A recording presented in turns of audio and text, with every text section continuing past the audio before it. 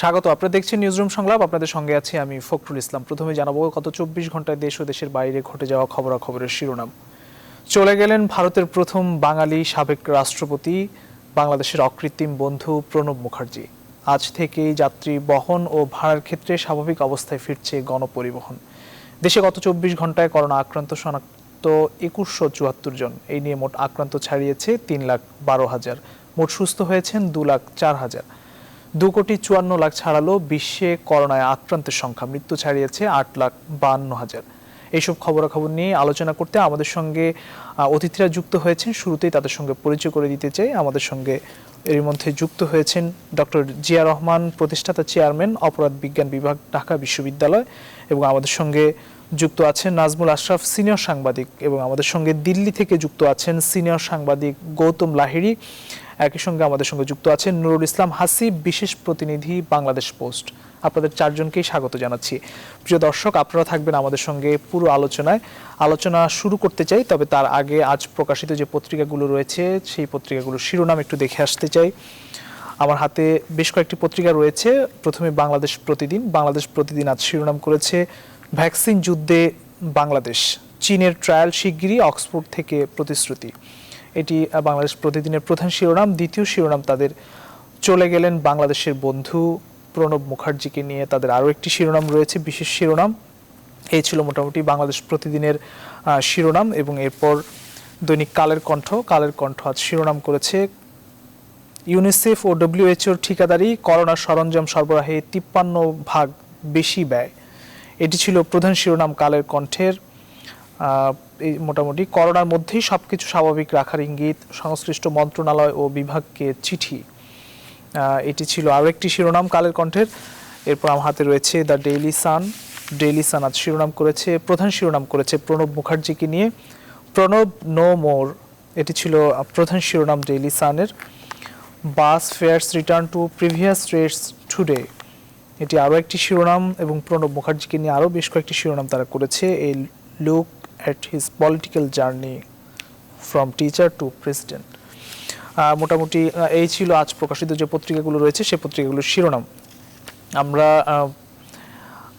আজ সন্ধ্যার দিকে মারা গেছেন, অর্থাৎ সোমবার সন্ধ্যায় মারা গেছেন ভারতের সাবেক রাষ্ট্রপতি এবং প্রথম বাঙালি রাষ্ট্রপতি প্রণব মুখার্জি। আসলে বাংলাদেশের সকলেই শোকাভিভূত, এবং বাংলাদেশের তিনি ছিলেন অকৃত্রিম বন্ধু, এবং ভারতের সকল রাজনীতিকের পরম শ্রদ্ধার মানুষও ছিলেন। বিশেষ করে বাংলাদেশের মুক্তিযুদ্ধকালীন সময় থেকে এখন পর্যন্ত অনেক অবদান তার রয়েছে। তার জন্য সকলেই শোকাভিভূত। আমরা একটু আমাদের সঙ্গে দিল্লি থেকে যুক্ত আছেন সিনিয়র সাংবাদিক গৌতম লাহিড়ী। আপনাকে দিয়ে আলোচনা শুরু করতে চাই। কি বলবেন, আসলে ভারতের একজন সাবেক রাষ্ট্রপতি আজ চলে গেলেন, তিনি বাংলাদেশেরও পরম বন্ধু ছিলেন। দেখুন, আমার যতদূর মনে পড়ছে যে মানে জওহরলাল নেহরু যখন মারা যান, একটি বাংলা সংবাদপত্রের শিরোনাম হয়েছিল ভারত রত্নহীন। ভারত রত্ন উপাধিতে ভূষিত প্রণব মুখোপাধ্যায়ের মৃত্যু, সেই মতোই আজই আমার অনুভবে ভারত আরেকবার দ্বিতীয়বার রত্ন হারালো। কারণ ভারতের তিনি কেবলমাত্র একটি নির্দিষ্ট রাজনৈতিক দলেরই নেতা ছিলেন না। তিনি যে কথা আপনিও বলছিলেন যে তিনি সর্বজন শ্রদ্ধেয়, মানে প্রত্যেকটি হেন কোনো রাজনৈতিক দল নেই যাদের নেতা বা কর্মীদের তিনি শ্রদ্ধা বা সম্মান পাননি। এবং তার জীবনের সঙ্গে, রাজনৈতিক জীবনের উত্থানের সঙ্গে নিশ্চিতভাবে জড়িয়ে আছে বাংলাদেশ মুক্তিযুদ্ধ। বাংলাদেশে তিনি একজন আদ্যপান্ত বাঙালি। তিনি যখন সরকারি অফিসে বসতেন তখন কিন্তু একদম তিনি অন্ধ গলা কোটে, কিন্তু তিনি সেই পোশাকটি ছেড়ে যখন তিনি রাজনীতিবিদ প্রণব হতেন তখন তিনি কিন্তু প্রণব দা, তখন ধুতি পাঞ্জাবি পরা বাঙালি। ফলে তার যে বাঙালি মনন, বাঙালি চিন্তা এবং বাঙালিওয়ালা নিয়ে তার যে গর্ব, সেটা তিনি প্রথম খুঁজে পান বঙ্গবন্ধুর নেতৃত্বে বাঙালির জাতিসত্তার আন্দোলন প্রতিষ্ঠা, আত্মনিয়ন্ত্রণের, যে কারণে সেটাকে তাকে আকৃষ্ট করেছে। তাতে তিনি যথেষ্ট প্রভাবিত হন। অত্যন্ত তরুণ বয়সে তিনি যখন সাংসদ হন, তিনি 15ই জুন 1971 ভারতের রাজ্যসভায় তিনি প্রস্তাব উত্থাপন করেছিলেন যে মুজিবনগরে প্রতিষ্ঠিত সার্বভৌম নির্বাচিত সরকারকে ভারত সরকার স্বাধীন দিন। এবং বহু সাংসদরা যারা অনেক প্রবীণ তারা প্রশ্ন করেছিলেন কিভাবে ভারত সাহায্য করতে পারে। তিনি বলেছিলেন ঠিক একটি স্বাধীন সরকারকে সাহায্য করার জন্য জওহরলাল নেহরু যে কথা বলে গিয়েছিলেন যে কোথাও যদি মানুষ নিপীড়িত হয়, এখানকার মানুষ যদি তাদের আত্মনিয়ন্ত্রণের অধিকার প্রতিষ্ঠার লড়াইয়ে সংগ্রাম করে, তাহলে ভারতের উচিত তার পাশে দাঁড়ানো। সেই নীতি তিনি ইন্দিরা গান্ধীর মতো নেত্রীকে স্মরণ করিয়ে দিয়েছেন।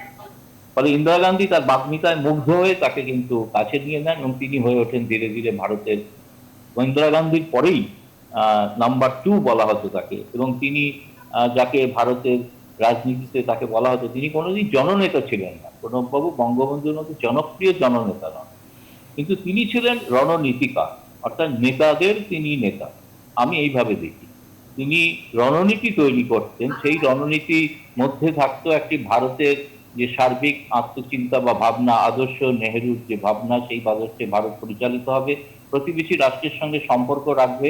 এবং তার সঙ্গে আপনারা সকলেই তো জানেন যে 1975 সালে বঙ্গবন্ধুর আকস্মিক হত্যাকাণ্ডের পর, নির্মম হত্যাকাণ্ডের পর শেখ হাসিনা সৌভাগ্যক্রমে বাংলাদেশে ছিলেন না, তার পরিবারকে ইন্দিরা গান্ধী দিল্লিতে আশ্রয় দিয়েছিলেন। সেই সময়কার পুরো অভিভাবকের ভূমিকা পালন করেছিলেন প্রণব মুখোপাধ্যায় এবং তার স্ত্রী শুভ্রা মুখোপাধ্যায়। যে কারণে শুভ্রা মুখোপাধ্যায়ের প্রয়াণেও শেখ হাসিনা প্রধানমন্ত্রী ছুটে এসেছিলেন তার দিদিকে শ্রদ্ধা জানাতে। আমি এখন এই করোনা পরিস্থিতিতে স্বাভাবিকভাবেই সেই ধরনের শ্রদ্ধা তাকে দেখানো যাচ্ছে না, এত বড় মাপের একজন নেতা, এটা একটা বিয়োগান্ত ঘটনা। কিন্তু ঘটনা হচ্ছে প্রত্যেক মানুষ অন্তর দিয়ে তাকে শ্রদ্ধা করবেন এবং বাংলাদেশের পক্ষে একটা বড় ক্ষতি আমার মনে হয়। আর ভারতে যখন বাংলাদেশ নীতির কোনো টালবাহানা শুরু হয় বা কোনো বিভ্রান্তি দেখা যায়, প্রণব মুখার্জি সেখানে একদম নোঙরের ভূমিকা পালন করেন। তিনি কিন্তু চালিত করতেন যে কোনো সরকারই হোক। তিনি কিন্তু গঙ্গা চুক্তি যখন স্বাক্ষরিত হয়েছিলেন, প্রণব মুখোপাধ্যায় ক্ষমতায় ছিলেন না, তিনি তখন দেবেগৌড়া সরকার ছিল। সেই সরকারের আমাদের যে গঙ্গা চুক্তি স্বাক্ষর, তার কিন্তু ভূমিকা ছিল অন্যতম প্রধান। তিনি কিন্তু মুখ্যমন্ত্রী জ্যোতি বসুর সঙ্গে আলোচনা করে সেই চুক্তি স্বাক্ষরে সাহায্য করেছেন। বাংলাদেশের হয়ে যে বহু কথা তো তিনি বলেছেন, এমনকি তার মনে সবসময় চিন্তা থাকতো বাংলাদেশের সুখ, সমৃদ্ধি, শান্তি এবং বাংলাদেশের শেখ হাসিনা পরিবারের নিরাপত্তা। সেটাতে তাকে সবসময় তাকে চিন্তায় কুরে কুরে খেত। এমনকি তিনি কিন্তু রাজনৈতিক নেতা হিসেবে তিনি বিরোধী নেত্রী বাংলাদেশে তার কাছেই পৌঁছানোর চেষ্টা করেছিলেন। তিনি তার কাছে আসেননি সেটা ভিন্ন কাহিনী, আজকে সে বিষয়ে আলোচনা করা উচিত নয়। কিন্তু যে বিষয়টা আমি বলতে চাইছি, ভারতে যেরকম সব রাজনৈতিক দলের তিনি শ্রদ্ধার পাত্র, বাংলাদেশেও কিন্তু সব দলেরই তিনি শ্রদ্ধার পাত্র ছিলেন। এবং সেটা তারা মনে রাখবেন, উনি রাষ্ট্রপতি হওয়ার পর প্রথম বিদেশ সফর হিসেবে বেছে নিয়েছিলেন বাংলাদেশ, কেবলমাত্র বাংলাদেশের জামাই বলে না, বাংলাদেশের সম্পর্কে আর উন্নত করার জন্য। তিনি জানেন তিনি ক্ষমতায় থাকাকালীন তিস্তা চুক্তি সম্পাদিত হয়নি, তিনি চেয়েছিলেন বারবার। তার সঙ্গে ক্যাবিনেটে যে মতবিরোধ হয়েছে অন্য রাজনৈতিক নেতাদের, সে কথা স্পষ্ট হয়েছে। বা আমি নিজে ব্যক্তিগতভাবে একটা প্রণববাবুর ওপরে বই লিখছি, তাতে অনেক কথাই লিখেছি, আর সেটা প্রসঙ্গ পড়ে। কিন্তু যেটা বলতে চাইছি, এরপরেও তিনি কিন্তু ভারত সরকারকে প্রভাবিত করার চেষ্টা করেছেন যে কেন তিস্তা চুক্তি হওয়া জরুরি। তা না হলে কিন্তু বাংলাদেশের মানুষের মনে একটা অনাস্থা ধীরে ধীরে তৈরি হবে, সেটা ঠিক হবে না, সেটা ভারতের পক্ষে ঠিক না। তিনি যেটা চেয়েছিলেন এটা বাংলাদেশের জন্য উপকার হতো ঠিকই, কিন্তু ভারতের জন্য সব থেকে বেশি উপকার। তার একই সঙ্গে তিনি যখন রাষ্ট্রপতি ছিলেন না, সেই ক্ষেত্রেও প্রথম সফর করেন কিন্তু বাংলাদেশ। তিনি চট্টগ্রামে যান, তিনি ক্ষুদিরাম বোস যে ফাঁসির মঞ্চে গিয়েছিলেন তিনি তার বাড়িতে যান, বাংলাদেশের গ্রামগঞ্জ ঘোরেন। আমি এর মধ্যে অনেকগুলো সফরেই তার সফর সঙ্গী ছিলাম, দেশে বিদেশে বহু জায়গায় তার সঙ্গে ঘুরেছি। 1982 সাল থেকে আমার তার সঙ্গে পরিচয়, কলকাতা থেকে। সেই তারপর থেকে অত্যন্ত, কারণ আমি দেখেছি উনি একজন জীবন্ত লাইব্রেরি। ভারতের মানে যে কোনো, ভারত বলে না, বিশ্বের আধুনিক ইতিহাস, রাজনৈতিক ইতিহাসের উনি ছিলেন একটি জীবন্ত এনসাইক্লোপিডিয়া। 1952 সাল থেকে বাংলাদেশের সিলেটে কে কবে দাঁড়িয়েছিল উনি এখনো বলে দিতে পারেন। মানে এই ধরনের তার স্মৃতিশক্তি এবং স্মরণ শক্তি, সেই কারণে তাকে শ্রদ্ধা করে সকলেই। এবং বাংলাদেশের যে কোনো রাজনৈতিক নেতা বা যে কোনো মানুষ, বুদ্ধিজীবী, তারা ভারতে এলে তাদের এক অন্যতম একটি তাদের দ্রষ্টব্য স্থল ছিল প্রণব মুখার্জির বাসভবন। এবং সেই কারণেই বাংলাদেশে তাদের অনেককেই তিনি পরামর্শ দিয়েছেন। একসময় সৃষ্টি হয়েছিল যে প্রথমবার হাসিনা যখন ক্ষমতায় আসেন, আমি আজকে বলছি বহু আওয়ামী লীগ নেতা বিশ্বাস করেন হাসিনা ক্ষমতায়, প্রণববাবু ধরে ধরে সেই নেতাদের বুঝিয়ে দিচ্ছিল কেন হাসিনার পাশে দাঁড়ানো দরকার। এই অভাব বোধটা কোনো নেতার দ্বারা পূরণ করা যাবে আমার আর মনে হয় না। ভবিষ্যতে যদি অন্য কোনো প্রশ্ন থাকে করবেন, আমি আপাতত প্রাথমিকভাবে এটা বললাম। জি, আমরা আপনার কাছে আবারও আসবো। আমরা জিয়া রহমান স্যার, আপনার কাছে আসতেছি যে প্রণব মুখার্জি নিঃসন্দেহে এই উপমহাদেশের, বিশেষ করে বাংলাদেশের অকৃত্রিম একজন বন্ধু ছিলেন, এবং তিনি বাংলাদেশকে নিয়ে তিনি ভাবতেন, এবং তার স্ত্রীও একজন বাংলাদেশীই ছিলেন, এবং তিনি মনে প্রাণে বাঙালি ছিলেন। আপনার মন্তব্য জানতে চাই সংক্ষেপে। ধন্যবাদ। কোনো সন্দেহ নাই যে প্রণব মুখার্জি বাঙালি ছিলেন এবং বাংলাদেশের প্রতি তার একটা বিশেষ আগ্রহ ছিল।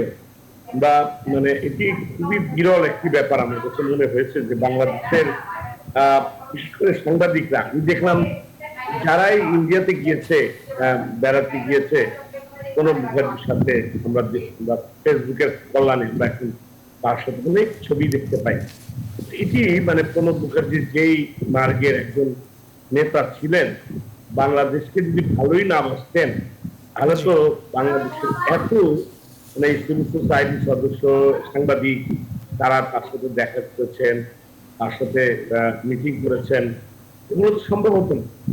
আর লাহিড়ী আরেকটি কথা বলে, যেটি অত্যন্ত ইম্পর্টেন্ট আমি মনে করি, যে বঙ্গবন্ধু কন্যা শেখ হাসিনা, যিনি এখন বাংলাদেশের প্রধানমন্ত্রী, তিনি যখন মানে ইন্ডিয়াতে ছিলেন এবং তারপরে আমরা সবসময় দেখি যে বঙ্গবন্ধুর প্রতি তার যে ভালোবাসা, তার যে শ্রদ্ধা এবং তার এই পরিবারের প্রতি তার যেই এক ধরনের রেসপেক্ট, এটি কিন্তু আর একটা নতুন মাত্রা। আমি যদিও জ্যোতি বসুর ক্ষেত্রেও আমরা এটা দেখেছি, কিন্তু আমার মনে হয় যে সবচেয়ে বোধহয় ছাপিয়ে গিয়েছিল প্রণব মুখার্জি।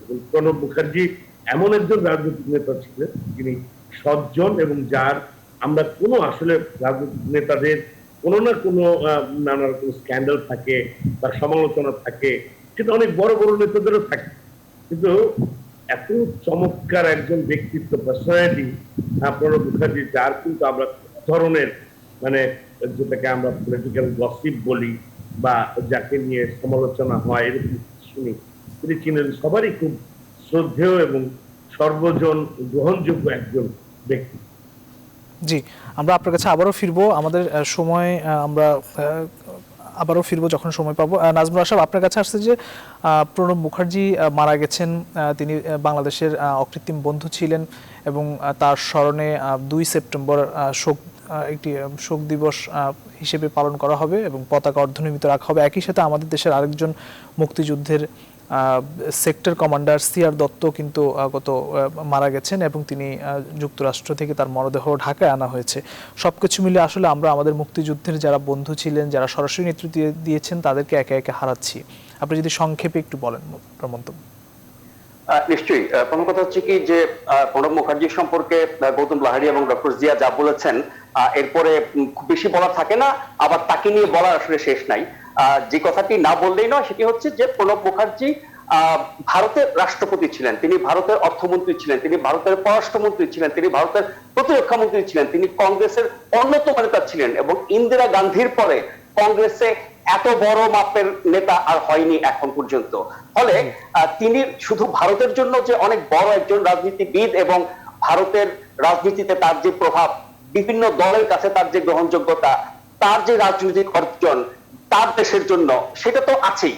আমরা যখন বাংলাদেশ থেকে চিন্তা করি সেটাই দেখি যে তিনি বাংলাদেশের একজন পরম বন্ধু, অকৃত্রিম বন্ধু। সেই ৭১ সালের যুদ্ধ থেকে শুরু করে একেবারে জীবনের শেষ মুহূর্ত পর্যন্ত তিনি বাংলাদেশের জন্য কাজ করেছেন, বাংলাদেশের পক্ষে কাজ করেছেন, বাংলাদেশের স্বার্থ, নিজের দেশের স্বার্থ দেখার পাশাপাশি বাংলাদেশের স্বার্থ দেখেছেন।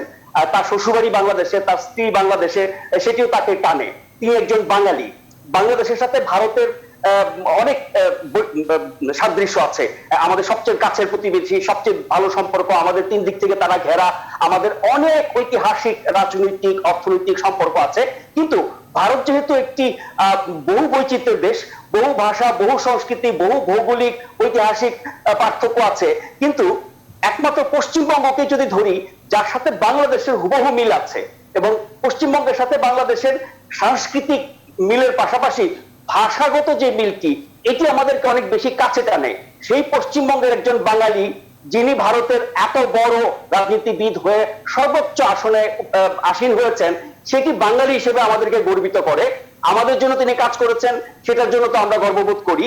আর প্রধানমন্ত্রী শেখ হাসিনার সাথে, তার পরিবারের সাথে তার যে ব্যক্তিগত সম্পর্ক, আওয়ামী লীগের সাথে তার যে সম্পর্ক, বাংলাদেশের সাথে এবং অন্যান্য দলের সাথে তার যে সম্পর্ক, সবকিছু মিলে যদি ধরি, ভারত যেমন অনেক বড় একজন রাজনৈতিক নেতাকে হারিয়েছেন, বাংলাদেশও তার একজন বড় বন্ধুকে হারিয়েছেন, এটা নিয়ে কোনো সন্দেহ নাই। এ নিয়ে নিশ্চয়ই বিশ্লেষণ আলোচনা আরো অনেক বছর ধরে চলবে, কিন্তু প্রণব মুখার্জি শুধু ভারতের না, প্রণব মুখার্জি আমাদেরও। এই হচ্ছে একটি কথা। আপনি সিয়াদতের কথা বলছিলেন, সেক্টর কমান্ডার মারা গেছেন দুদিন আগে, তার লাশ আজকে এসেছে। আজকে আরো একজন মারা গেছেন, মুক্তিযুদ্ধের অন্যতম সংগঠক ফেরদৌস আহমেদ কুরেশি। এখন মুক্তিযুদ্ধ যারা করেছেন, যারা সংগঠন করেছেন, যারা আয়োজন করেছেন, যারা নেতৃত্ব দিয়েছেন, সোজা কথা মুক্তিযুদ্ধ যারা সবকিছু মিলিয়ে অনুষ্ঠিত করে বাংলাদেশ নামক দেশের জন্ম দিয়ে আমাদেরকে একটি স্বাধীন দেশ দিয়েছেন, সেই মানুষগুলো তো আস্তে আস্তে চলে যাবে, এটাই স্বাভাবিক। মানুষ আজীবন পৃথিবীতে থাকে না, তারা চলে যাবেন, অনেকে চলে গেছেন। এখন বঙ্গবন্ধু, জাতীয় চার নেতা সহ বহু মুক্তিযোদ্ধা কিন্তু এর মধ্যে চলে গেছেন।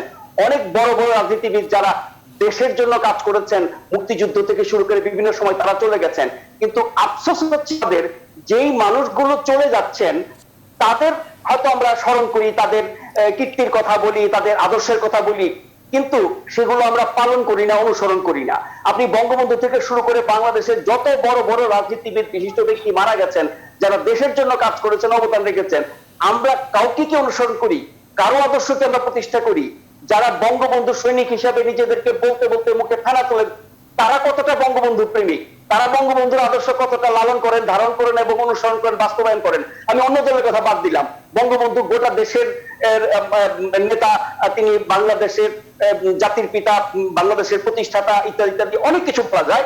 বঙ্গবন্ধুর আওয়ামী লীগে যারা আছেন, শেখ হাসিনা এবং হাতে গোনা কয়েকজন প্রবীণ নেতা ছাড়া বাকি যারা আওয়ামী লীগ করেন, তারা বঙ্গবন্ধুর আদর্শ কতটা জানেন, বোঝেন, মানেন এবং অনুসরণ করেন, এটি নিয়ে সন্দেহ আছে।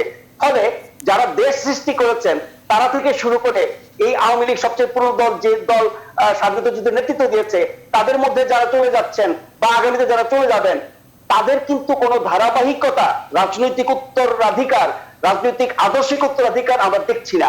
এটা আমাদেরকে অনেক বেশি চিন্তিত করে। জি, আপনার কাছে আবারও ফিরবো। নুরুল ইসলাম হাসিব, আপনার কাছে আসলে একটু ছোট্ট করে মন্তব্য জানতে চাই। আমাদের সময় অনেকটা কাছাকাছি চলে এসেছি, আমরা আমাদের অন্য আলোচনা আমাদের করতে হবে। প্রণব মুখার্জি চলে গেছেন, আপনিও কাজ করেছেন, সাংবাদিকতা করেছেন, কাছ থেকে হয়তো দেখেছেন, আপনার মন্তব্য ছোট্ট করে জানতে চাই। ধন্যবাদ। আমার ব্যক্তিগত স্মৃতি আছে, সেটা বলবো আর কি। তার আগে যেটা হচ্ছে যে পৃথিবীতে আসলে অল্প কয়েকজন রাজনীতিবিদই আছেন যারা তার নিজের দেশের গণ্ডি পেরিয়ে অন্য দেশে বা অন্য মহাদেশে আপনার এক ধরনের প্রভাব বিস্তার করতে পারেন। প্রণব মুখার্জি সেরকমই একজন, এবং বাংলাদেশের ঋণ আছে তার কাছে। কিন্তু কারণ হচ্ছে তিনি দুইবার বাংলাদেশের পাশে দাঁড়িয়েছেন। আমি দুইবার বলছি এই কারণে, একটা হচ্ছে ৭১ আর একটা হচ্ছে ৭৫-এর পর। কারণ ৭৫-এর পরে কিন্তু শেখ হাসিনার পাশে দাঁড়ানো কিন্তু বাংলাদেশের পাশে দাঁড়ানোর মতোই ছিল তখন। তো সেই বাস্তবতায় আমরা তার কাছে অনেক ঋণী। এবং আপনি যেহেতু সময় শেষ বললেন, তো আমি সেজন্য সাম্প্রতিক সময়ে চলে আসি। তিনি যখন রাষ্ট্রপতি ছিলেন, তার মধ্যে একটা বিষয় ছিল যে তিনি বাংলাদেশের তরুণরা যখন আপনার দিল্লিতে গিয়েছে, তিনি প্রতিটা, আপনি জানেন যে 2012 থেকে 2017 পর্যন্ত যখন ছিল, এই 5 বছর প্রতি বছর 100 করে আপনার ইউথ ডেলিগেট যেত বাংলাদেশ থেকে। এই ইউথ ডেলিগেট হচ্ছে, তার সাথে অবশ্যই দেখা করতে হবে, এভাবেই এই প্রোগ্রামটা সেট করতে হতো। তো আমারও সেরকম সুযোগ ছিল 2013-তে যাওয়া, এবং আমি হচ্ছে সেই রাষ্ট্রপতি ভবনে তার পাশে বক্তৃতা করার একটা সুযোগ পেয়েছিলাম, যেটা আমি আজও গর্ব করি এবং সেটা আমার কাছে। এবং তখন দেখেছি তিনি কিভাবে খুব সহজভাবে, যেটা গৌতমদা বললেন যে তার যে মেমোরি, এবং তিনি পুরো ইতিহাস বলতে পারেন, এবং খুব সহজভাবে তরুণদের মতো করে আপনার তরুণদেরকে বোঝানোর জন্য, কারণ ওখানে সবই ছিল 35-এর নিচে কিংবা 40-এর নিচে, তাদের মতো করে বাংলাদেশের ইতিহাস, এই উপমহাদেশের ইতিহাস, বঙ্গবন্ধু, এই বিষয়গুলি এমনভাবে বলেছেন, এবং সামনে তরুণদের কি করা উচিত এগুলি তিনি খুব সহজ করে তিনি দিক নির্দেশনা দিতেন। এবং তাকে তখন কিন্তু বলা হতো যে তিনি জনগণের রাষ্ট্রপতি, তিনি মহামান্য শব্দটা ব্যবহার করতেন। আমি যখন বক্তৃতা দেই, তার আগে আমাকে বলা হয়েছিল যে মহামান্য যাতে আমি না বলি আর কি। তো তার বিষয়টাই ছিল ভিন্ন।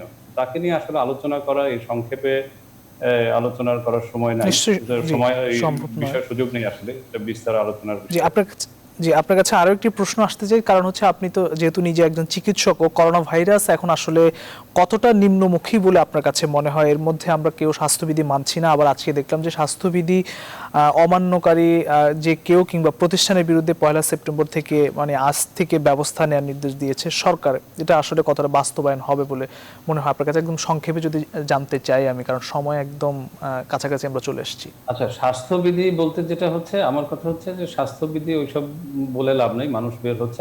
আপনাকে একটা জিনিস করতে যদি পারেন, সেটা হচ্ছে মাস্ক পরানো। কারণ হচ্ছে আমাদের দেশের যে কেসগুলো হচ্ছে সেটার 90%-এর বেশি হচ্ছে আপনার অ্যাসিমটোমেটিক, মানে কোনো ধরনের আপনার উপসর্গ দেখা যায় না। এটা হচ্ছে গভর্নমেন্টেরই সার্ভে, গভর্নমেন্ট এবং আইসিডিডিআর, ইউএসএডি মিলে সার্ভে করেছে। সেই সার্ভে থেকে বেরিয়ে এসছে যে 90 ভাগের বেশি কোনো উপসর্গই থাকে না। তো সেক্ষেত্রে আপনি আসলে সবাইকে ধরে ধরে টেস্ট করতে পারবেন না, যেহেতু 16-17 করে অনেক দেশের মানুষ। আপনাকে মাস্ক পরাতে হবে। তো মাস্ক পরানোটাও কিন্তু যেহেতু আমাদের অভ্যাসে নাই, এবং আপনি দেখবেন মাস্ক পরানো নিয়ে ইউরোপেও আন্দোলন হয়, আমেরিকাতেও হয়। তো এটাকে আপনাকে একটা প্রোগ্রাম আকারে দাঁড় করাতে হবে, এনজিও, প্রাইভেট সেক্টর দাঁড় করিয়ে। যেমন আমাদের দেশে কিন্তু একসময় হাত ধোয়া নিয়েও প্রোগ্রাম হচ্ছে, আমরা কিন্তু হাত ধুই না। তো হাত ধোয়া নিয়েও কিন্তু বিভিন্ন ধরনের হ্যান্ড ওয়াশিং, স্যানিটাইজেশন নিয়ে অনেক প্রোগ্রাম, অনেক এনজিও, অনেক বাজেট। সো আপনার এটা আরো আগে একটু শুরু করলে ভালো হতো। এখনো যদি কুইক সবাইকে ইনভলভ করে কিভাবে মানুষকে মাস্ক পরানো যায়, সেক্ষেত্রে আপনার একটা ভালো প্রোটেকশন পাওয়া যায়। আর ঊর্ধ্বগামী নিম্নগামীর বিষয় হচ্ছে, বাই দিস টাইম আসলে প্রচুর মানুষ সংক্রমিত হয়ে গেছে। তো এই কারণে আপনি ঢাকা শহরে আপনি আসলে অত রোগী নাই এখন, যারা আছে সবাই ম্যাক্সিমাম। কারণ ওই যে বললাম, কারণ আপনার যেহেতু হচ্ছে এটা কোনো ধরনের উপসর্গ দেয় না, এবং সেই সার্ভে যেটা ছিল যে 9%, ওটা ছিল পয়েন্ট প্রিভেলেন্স। পয়েন্ট প্রিভেলেন্স হচ্ছে যে একটা নির্দিষ্ট সময় দেখেছে। নির্দিষ্ট সময় 9%-এ যদি আপনার 20 লাখ হয়, এবং যদি আপনি করোনা ভাইরাসে যদি 3 সপ্তাহ করে একটা সাইকেল ধরেন, তার মানে 2 মাস যে সার্ভে টাইম, তখন 60 লাখ আক্রান্ত হয়ে গেছে ঢাকা শহর। তো এরকম ধরলে আপনার সবাই এরকম অনেক আক্রান্ত হয়ে গেছে। তো আক্রান্তর হয়তো লোক কমে গেছে বলে হয়তো আপনার এটাই নাই, কিন্তু এখন যেটা হচ্ছে যে আপনি চাইলে, যেহেতু সবকিছু ওপেন হয়ে গিয়েছে, আমরা খুবই ক্রাউডেড সিটি, আমাদের এই সোশ্যাল ডিস্টেন্সিংও খুব ডিফিকাল্ট। সো আমার কাছে মনে হয় সব থেকে একটা হতে পারে যে আমরা যদি মাস্ক পরানোটা কোনোভাবে যদি করতে পারি, এনশিওর করতে পারি। জি, ধন্যবাদ। আমরা একটু সময় একদম কম, আমরা একটু জনাব গৌতম লাহিড়ী আপনার কাছে আসতে চাই। একদম সংক্ষেপে যদি একটু বলেন যে ভারতে এখন এই মুহূর্তে দক্ষিণ এশিয়া বা সারা বিশ্বের মধ্যে সবচেয়ে বেশি সংক্রমণ এবং মৃতের সংখ্যা সবচেয়ে বেশি, সেক্ষেত্রে ভারতের অবস্থা যদি একটু সংক্ষেপে বলেন, একই সাথে মোকাবেলা সরকার কিংবা সাধারণ মানুষ কিভাবে করছে, আপনি যদি 1.5 মিনিটে বা 2 মিনিটের মধ্যে শেষ করেন। দেখুন, সবচেয়ে বড় কথা হচ্ছে যে ভারতে 130 কোটি দেশ, এই এত জনসংখ্যা আর কোথাও নেই চীন ছাড়া। ফলে এখানে স্বাভাবিকভাবেই যে সংখ্যাটা সংক্রমিত হয়েছে, নিঃসন্দেহে সেটা উদ্বেগের, এবং যে কোনো একটি মৃত্যুই দুঃখের, ফলে মৃত্যু সংখ্যাও বাড়ছে, এটাও ঘটনা। যে কথাটা বলছিলেন আমার আগের ভাই, তিনি জানেন যে ভারতেও একই সমস্যা। এই দক্ষিণ এশিয়ার লোকেদের একটা নিয়ম না মানার প্রবণতা আছে। আমি তো ঢাকা শহরে গিয়ে দেখেছি যে রেড লাইট হলেও কেউ মানত না। এরকম মাস্ক পরা যদি সরকার বলে, যে সরকার বিরোধিতা করার মধ্যে দিয়ে যেন মাস্ক না পরাটার মধ্যে একটা সরকার বিরোধিতা করার ছবি তুলে ধরার চেষ্টা আর কি। জোর করে আমাকে পড়াচ্ছে, আমি পড়বো না। কিন্তু সে বুঝছে না যে নিজেকে বিপন্ন করছে না, সে আর প্রতিবেশীকে বিপন্ন করছে, তার সংস্পর্শে যারা আসছে তারা যে বিপন্ন হচ্ছে। ভারতে এই মুহূর্তে সকলেই অপেক্ষা করে আছেন যে কবে ভ্যাকসিনটি আবিষ্কৃত হবে। এখন যে আমাদের স্বাস্থ্যমন্ত্রীর ঘোষণা অনুসারে এই বছরের শেষে আশা করা হচ্ছে, এবং সবচেয়ে আরো আপনারা জানেন যে বাংলাদেশের একটি ওষুধ প্রস্তুতকারক সংস্থার সঙ্গে ভারতের যারা সিরাম ইনস্টিটিউট, প্রখ্যাত ইনস্টিটিউট, যারা বিশ্বে সর্বাধিক ভ্যাকসিন তৈরি করে রপ্তানি করেন, সেই সংস্থা তারার সঙ্গে চুক্তিবদ্ধ হয়েছেন। ফলে তারা বলেছেন ভ্যাকসিন পেলে বাংলাদেশ প্রথম পাবে, এই অনুযায়ী চুক্তিবদ্ধ হয়েছেন তারা। কিন্তু সেই অক্সফোর্ড আবিষ্কৃত যে ফর্মুলা, সেই অনুযায়ী চিকিৎসা ভ্যাকসিন তৈরি করার চেষ্টা করছেন। একই সঙ্গে ভারতে কিন্তু লকডাউন আগের থেকে শিথিল হয়েছে। একমাত্র মানে যেগুলোকে বলা হচ্ছে কন্টেনমেন্ট জোন, অর্থাৎ যেখানে অনেক বেশি লোক আক্রান্ত হয়েছেন বা আক্রান্ত হচ্ছেন এখনো, সেই জায়গাগুলোতে কিন্তু এখনো ছাড়া সেই সংখ্যাটাও আগের থেকে কমে এসছে। তাহলেও আমি বলবো যে এখন কিন্তু ক্রমেই আর একটা জিনিস হচ্ছে, পরীক্ষার সংখ্যাটাও বেড়ে গিয়েছে। এই পরীক্ষা হওয়ার পরে সিমটোমেটিক, অ্যাসিমটোমেটিক দু ধরনের সংখ্যাকে মিলিতভাবে দেখানো হচ্ছে। কিন্তু আর একটা জিনিস ঘটনা, যে প্রায় 68% লোক কিন্তু বিনা ভ্যাকসিনে সুস্থ হয়ে বাড়ি ফিরে যাচ্ছে। যত আমরা আক্রান্তের সংখ্যা দেখছি, কিন্তু সুস্থ হয়ে বাড়ি ফিরে গেছেন সেই সংখ্যাটা কিন্তু 68%-তে পৌঁছে গিয়েছে। ফলে বর্তমানে নর্মাল ম্যালেরিয়া ডেঙ্গুর যে ওষুধ তাই দিয়ে কিন্তু চিকিৎসা চলছে এবং তাতেও কিন্তু রোগ সুস্থ হচ্ছে, শুধু নিয়ম কানুনটি যদি তিনি মেনে চলেন। জি তবে এক্ষেত্রে একমাত্রই উপায় নিয়ম কানুনটা মানাটা। কোনো সরকারি চাইলে বাধ্যতামূলক করতে পারবেন না, কিন্তু এটা মানুষের বোঝা দরকার।